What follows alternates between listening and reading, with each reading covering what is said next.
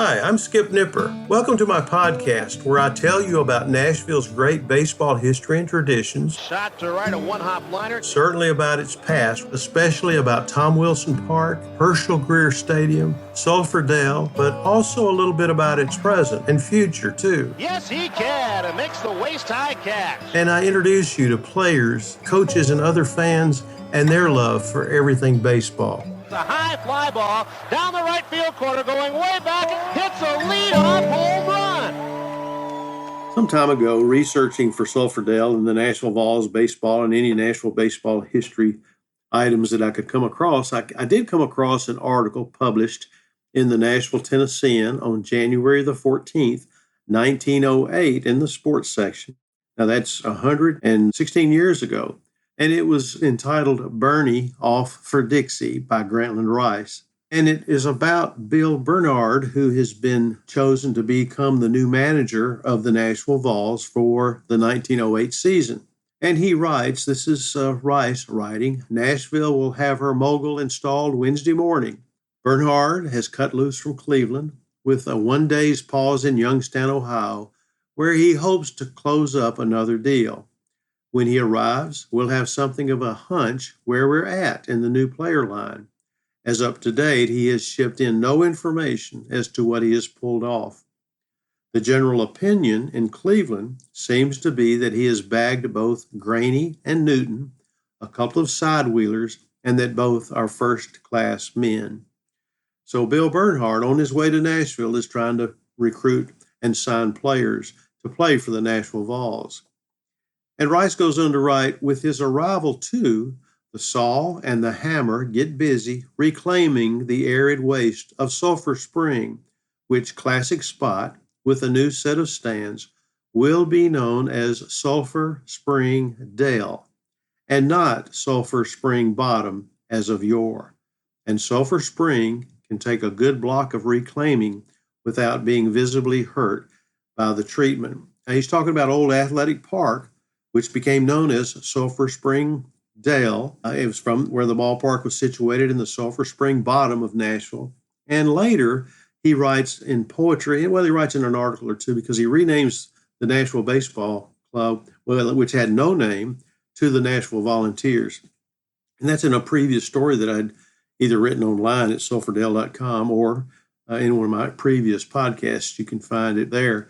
But he shortens it to Sulphur Dell, and the fans picked up on it, and forevermore, even some cases today, it's the ballpark area is referred to as Sulphur Dell. So it's important, I think, for us to understand what Bill Bernhard did.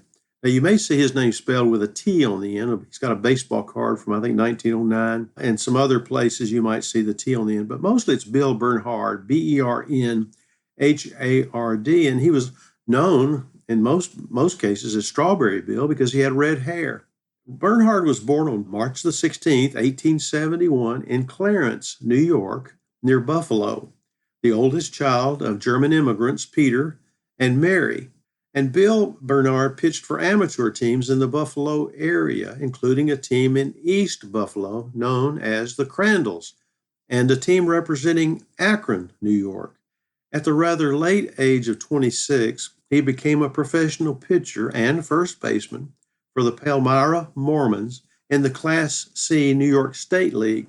Now, Palmyra is close to Rochester, and the team's use of the name Mormons moniker corresponds to local history because Palmyra was home to Joseph Smith, the founder of the Church of Jesus Christ of Latter-day Saints, the Mormons. In those days, Bernhard was known as Big Bill, a hard-throwing right-hander who stood 6'1" and weighed 205 pounds.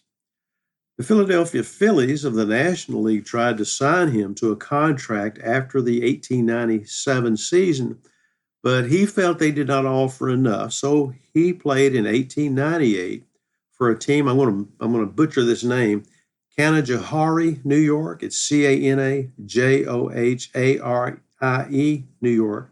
And that's close to Albany and really less than 30 miles to Cooperstown. The Phillies signed him for the 1899 season. On April the 24th, 1899, Bernhard made his major league debut at the age of 28. pitching 6 innings in relief and allowing 5 runs in Philadelphia's 10-8 loss to Brooklyn. And he delivered a 3-hitter against the New York Giants on August the 22nd and a shutout of the Cleveland Spiders on September the 14th, and his 1899 record was 6-6 with a 2.65 ERA. He began the 1900 season with a 12-1 record, but lost 7 of his next 8 games as he struggled with his control. And he finished the year with a 15-10 record and set 4.77 ERA. And he married Lillian Sechrist of Buffalo the next year. He moved to the American League with Connie Mack and the Athletics for the 1901 and 1902 seasons before signing with Cleveland and manager Bill Armour before Nap Lajoie became manager in 1905. And Bernhard remained there through the 1907 season. He developed into one of the best pitchers in the American League from that time forward. Now, you got to remember, he's a little older than a lot of pitchers. He's not young. He's 28, 29 years old. And his 17-10 record and 4.52 ERA in 1901 improved to an 18-5 mark and a 2.15 ERA in 1902. Well, Bill and Lillian celebrated the birth of their first child, daughter Marion, in May of that season, 1902. And in the off-season, he and Bill and his family traveled to California, where he pitched for a touring team of Major League All-Stars, and he fell in love with the Golden State. He praised its climate and said how nice it was to go out and pick oranges from the trees. Well, I can tell you, it sure beat winter in Buffalo. He continued to shine for Cleveland in 1903 and 1904. His combined record over those 2 seasons was 37-18 with a 2.13 ERA, including 23 wins in 1904. And his wife Lillian and his daughter Marion often attended the home games in which Bill pitched. Now, Lajoie was named the manager of the 1905 Cleveland Naps. He was so popular they actually called the team Naps because Napoleon Lajoie, Nap Lajoie, was the popular manager. Cleveland first baseman Charlie Carr, though, felt Bernhard was a better choice to manage the team. Carr said, when the Cleveland club management appointed Lajoie as manager in 1905, it made a serious mistake to my way of thinking. Not that Lajoie was not a competent man for the position, but because it did not result in the harmony necessary on a team to make it a pennant winner. The man who could have made perfect harmony on the team was Bill Bernhard, for every man liked him and would have worked his head off for him.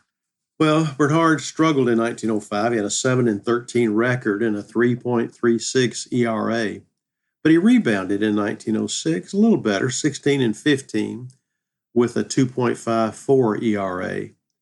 But tragedy struck Bill and Lillian in February of 1907 when Marion, their only child, died of pneumonia. The 36-year-old Bernhard pitched only 42 innings that season, his final major league season. He said, "There has been nothing wrong with me at any time this year, but the other pitchers were going so well that I was not used this year. Because of this idleness, I am unable to do myself justice. I am as green as can be when I get on the rubber." But that's Nashville's good fate, because Cleveland released him in January of 1908. That's about the time that Grant and Rice wrote that article I read earlier. And he became the manager of the Nashville Volunteers. See, the 1907 Volunteers had finished in last place in the 8-team Southern Association, and Bernhard used his major league connections to acquire talent for the 1908 Vols.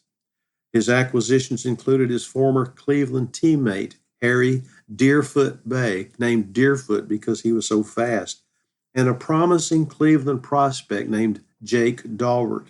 Jake Daubert would go on to play for Brooklyn and also for Cincinnati and probably deserves to be in the Hall of Fame. At least he would have my vote. And in addition to managing the team, Bernhard pitched and compiled a 7-6 record, including shutouts of New Orleans, Atlanta, and Montgomery. Now, here's the interesting part about what he did for the 1908 Nashville Vols. His club trailed the first-place New Orleans Pelicans by a half game in September. when the Pelicans arrived in Nashville for a season-ending 3-game series. Well, Bernhard himself pitched the first game of the series but lost 5-1. But his team won the next 2 games to win the pennant by a slim half-game margin. And that was the greatest game ever played in Dixie, according to Grantland Rice. And Bernhard's turnabout of the Volunteers from last place in 1907 to first place in 1908 brought him national acclaim. The Cleveland Plain Dealer newspaper described his managerial style. He is on the order of Connie Mack. There is nothing boisterous about Bernhard. He acts quietly, telling his men of their mistakes in the same tones that he praises them for some piece of brilliant work. Instead of whistling and tearing up the grass, he wigwags with his scorecard as the leader of the Athletics does. He served under Connie Mack at Philadelphia prior to coming to Cleveland and was always an admirer of the methods of the tall and lanky leader. Connie Mack was his mentor. Bernhard's success in Nashville made him a local celebrity. In May 1909, fans gave him a diamond-studded pin. Some of the fans wanted to give him a 90-horsepower automobile, but Bill intimated that this would not be acceptable until he won his second pennant, so the pin was decided on. Still, probably a pretty nice gift. He could have gone to Cleveland or New York in the American League in 1910, but he returned to lead the Volunteers, and the Southern Association adopted a $3,000 salary limit for the 1910 season, and he took an unprecedented step that made him even more popular with his players. He said, "The boys have played faithfully for me. I have not the heart to ask them to pay for less than they are capable of getting anywhere. Therefore, I told them that they could choose their futures if they could show me where they were able to draw more money than our reduced rates would permit.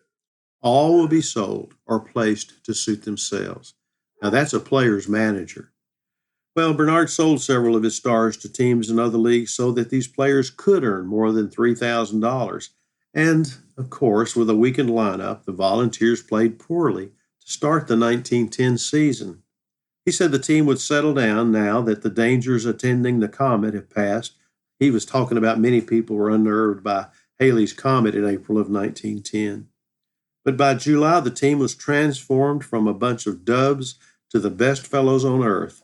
And if Bill Bernhard would consent to accept the nomination, he could easily be elected mayor of Nashville, the newspaper said. And at age 39, he pitched in 29 games during the 1910 season, including a one-hit shutout of Mobile on August the 31st. Well, they didn't fare great. The Vols finished in 5th place, a long way back behind first place New Orleans, 23 games behind the Pelicans. And the Nashville team owners chose not to renew Bernhard's contract for the 1911 season. It seems they were spoiled by the team's recent success. As sports writer Rice says, the directorate made a large, juicy mistake in turning loose a corking good manager. And Bernhard was instantly hired to manage the Memphis Turtles, a team that had finished in 7th place in the Southern Association in 1910. Well, he led the Turtles to 6th place, 4th place, and 6th place finishes in 1911, 1912, and 1913, respectively. And he continued to manage, but in February of 1917, he endured another family tragedy. His beloved wife, Lillian, died after an extended illness. And after managing one more season, I think at Salt Lake City, his career in professional baseball was over. He moved to Southern California, where he'd said that he loved it there. And in 1930, he married Lida Mae Dills, a registered nurse. And he became the information chief for the Santa Anita Racetrack and later a shipping clerk for Stationers Corporation. And on March 30th,